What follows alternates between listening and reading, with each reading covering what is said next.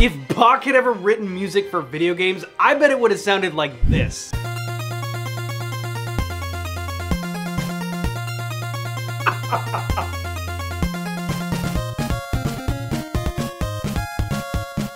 Oh, it's so good. So this is the soundtrack to Castlevania 2 from 1987 for the NES. 1988, was it 88? Might have been 88. Or maybe Bach's video game music would have sounded like this.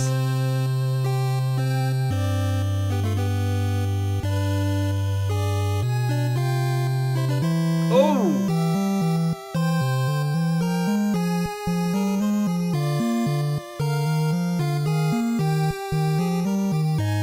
Come on!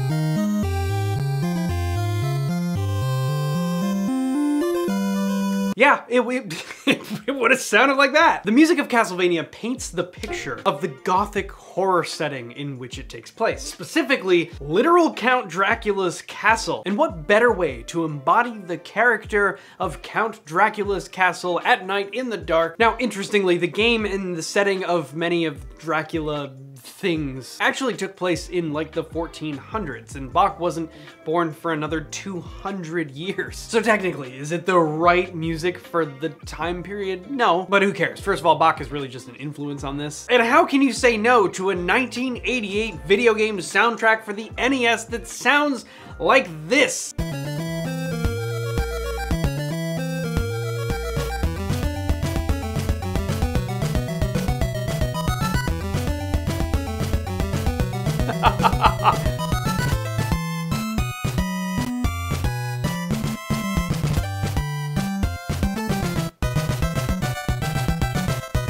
Whoa!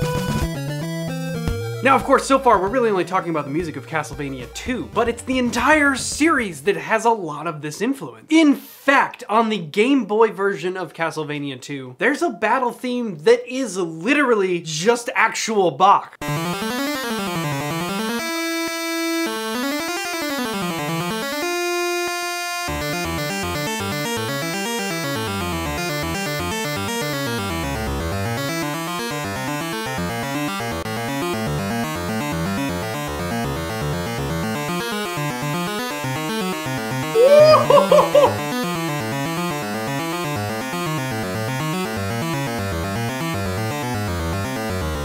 Oh man, it keeps on going and going and going. And this is Bach's Chromatic Fantasia and Fugue in D minor, which, when it's not in an 8-bit harpsichord format, sounds like this version by the great pianist Andras Schiff.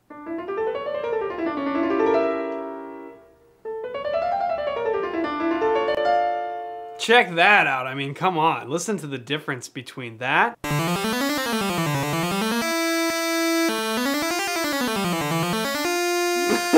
That is so cool though. I mean, the fact that it's actual Bach just used in the Game Boy version, it's just epic. And it proves the point of it being a massive influence in this entire series. In fact, one Reddit user pointed out another great example of Bach's influence on the entire series of soundtracks. This time pointing to a harmonic section in Aria of Sorrow. What a name that is, yikes. And it's basically the exact same thing as a Bach concerto. Check this out.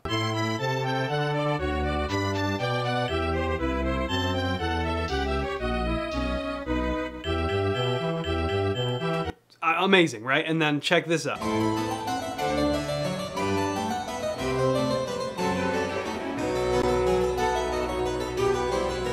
So, you know, it's not exactly the same in terms of like how it's phrased or tempo, so it may be a little hard to hear at first, but harmonically speaking, it's literally like the same exact chord progression.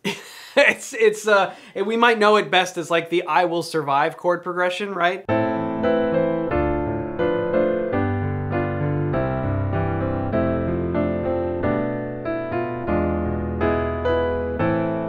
It's a very Baroque sounding chord progression. It has some connection to the circle of fifths, but it does leave the circle of fifths at a certain point. But we do get that motion, which is not perfectly around the circle of fifths, but you know, It's fairly close. Hey, all this piano stuff, if you want to learn how to do any of it, if you've ever thought about wanting to learn the piano, I built an entire course specifically to help you do that. It's my Intro to Piano course, and it is currently 30% off when you use the code LEARNPiano30. There's a link in the description down below. That course is gonna have everything you need to get started playing this instrument. This is the instrument that I use for context in everything I do in music. Everything I do on this channel, I'm using the piano to help me understand what's going on in everything we listen to here. It is the only visual representation in the perfect way of this linear layout of music from low to high. It's one of the easiest instruments to learn too. And there's a reason why. If you go to music school, it doesn't matter what instrument your major is, they make you take piano, and that's because it is so applicable to everything in music. So if you've ever thought about wanting to learn just to play some of your favorite songs, play for your family, your friends, whatever you want to do, my Intro to Piano course will help you do that. So get 30% off, use code LEARNPiano30. There is a link in the description. And you guys, that's how I support this channel. Instead of taking sponsorships for, companies that maybe I don't care about and you don't care about either, I was like, well, why don't I just build something that can help you guys do what I do here on the piano. It's all the stuff that at any point in my musical career, if I was confused about anything, these are the ways that I kind of went, oh, that's what that is. I wanted to take all of that stuff, put it into one course that you can buy, and by doing so, you're supporting the channel, and I'm so appreciative of your support. So thank you so much for that. Let's keep going. So what is it about this music that makes it so characteristically Baroque? It's so unique, it's so identifiable, it's so definitive in its style. What is it about Bach's music that just sounds like Bach? And then how did the influences of that music work together to create one of the most iconic soundtracks to any video game series of all time? Well, the single most important musical component that makes Bach sound like Bach, and which makes the entirety of the Baroque era distinct and recognizable,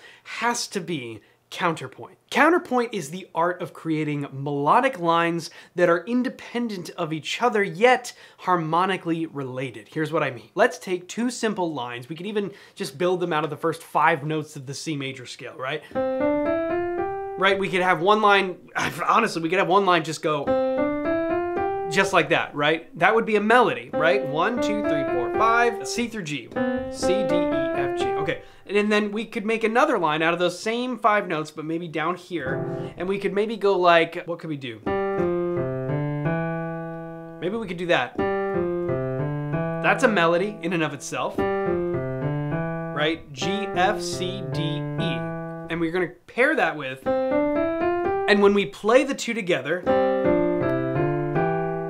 they create harmony. They're both melodies that can exist independent of each other, but when we play them over top of one another, it creates basically chords. That is what Bach is. That's like so much of what makes Bach Bach. And it's in fact one of the things that makes Bach incredibly difficult to execute on the piano. Bach was an absolute genius when it comes to counterpoint. We hear it so often, maybe most characteristically in his fugues. This is really what makes it so hard to play on the piano. It's one of the reasons why Bach is one of the most commonly assigned projects for piano students, because it's incredibly valuable. It really makes your finger and hand independence rock solid. There's no way to play this music without having an insane grasp of your technical facility and independence. And it's what makes it so difficult. I've been wrestling with one of the more famous Bach fugues for a while now. I need to just sit down and really just put the time in and get this thing together. But when we take a look at the C minor fugue, we can immediately see this counterpoint at work.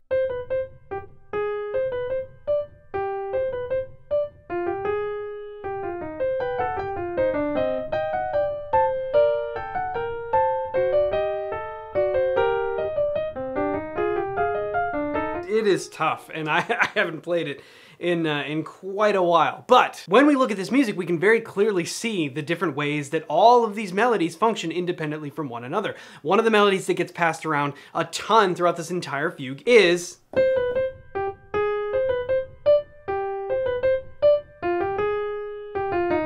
that melody we hear all over the place, and we hear it in different contexts. Right away in measure number 3, I had to look at that for a second, we get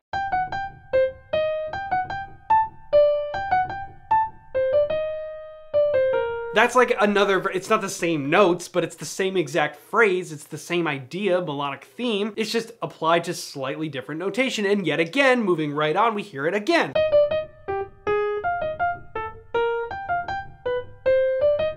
But obviously those aren't the only things going on. We see lots of other notes here on the page. I was playing other notes when I was horrifically attempting to play the little bit of this. So what is that? Well, we immediately get...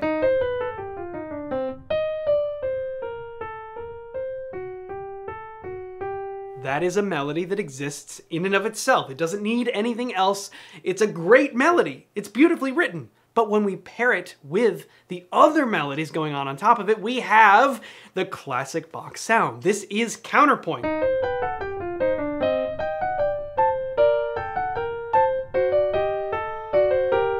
That same counterpoint we can hear used in Castlevania all over the place. I mean, just listen to this.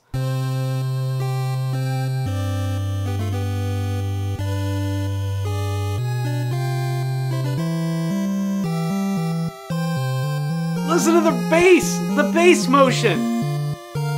These are all independent melodies that work with each other. By the way, that's almost the same chord progression that we talked about earlier, the sort of like I will survive thing. It's little hints of that, right? But listen to all these melodies, they're all flowing. If you pulled any one of these melodies out at any given time, it would exist in and of itself and it would work just fine. But when we pair them all together, that's how we create this dark harmony.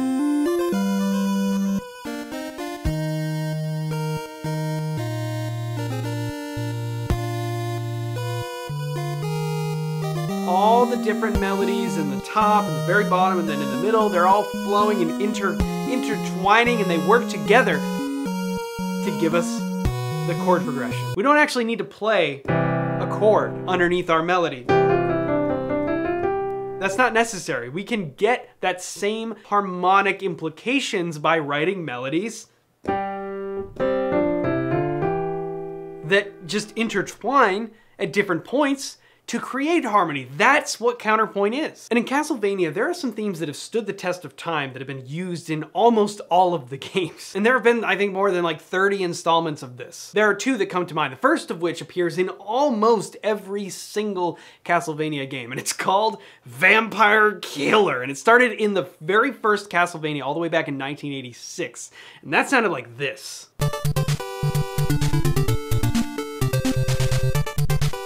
Oh, that is so cool.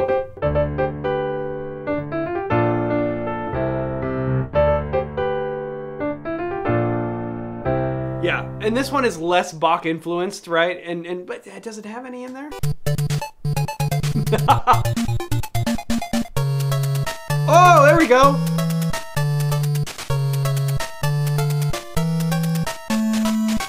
Okay, that's so great. I mean, is that straight up Bach influence? Like, maybe a little bit. It's not super explicit. Really all we're dealing with there is like, kind of just a 5-1, right? Just voiced in a bunch of different ways, right? But it has a little bit of that Baroque kind of style to it. And Vampire Killer, all the way up in 2019, sounds a little more like this.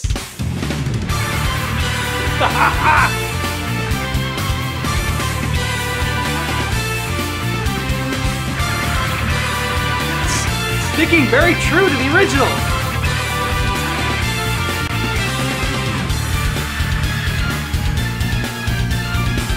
Haha, yes!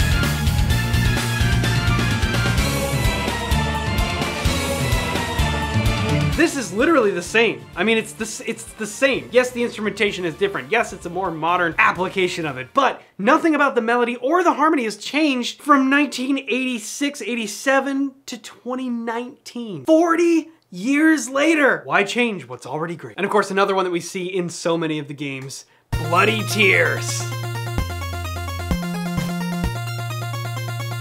Wow. Wow. I don't have perfect pitch, in case anyone was wondering. Something like that.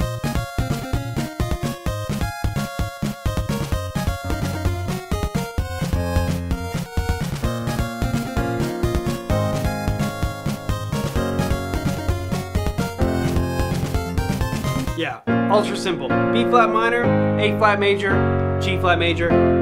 Very common chord progression, but it works so well.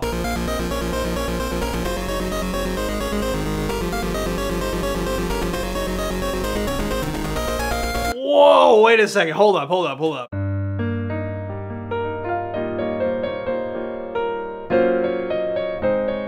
Is that what they tried to do here?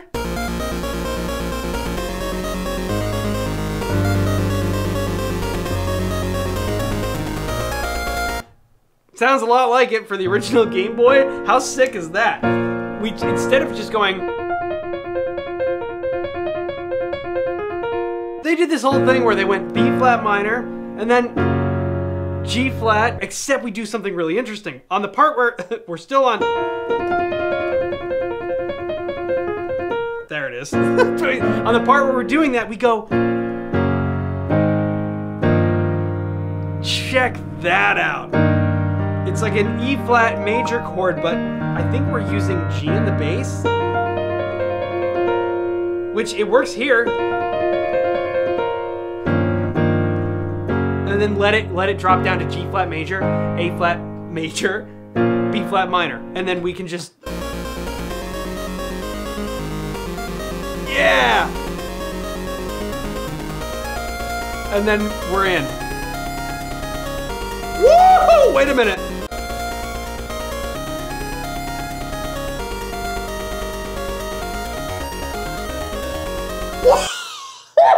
Oh my God, listen to that's insanity! For the Game Boy, come on!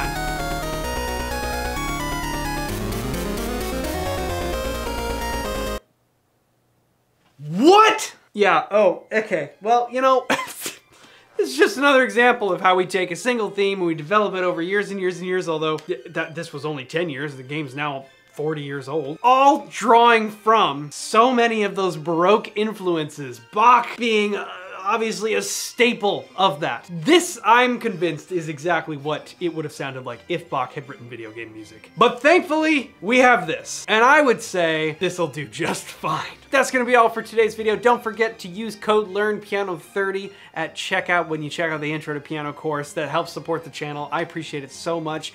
Thank you so much for watching this video, and we will see you in the next one.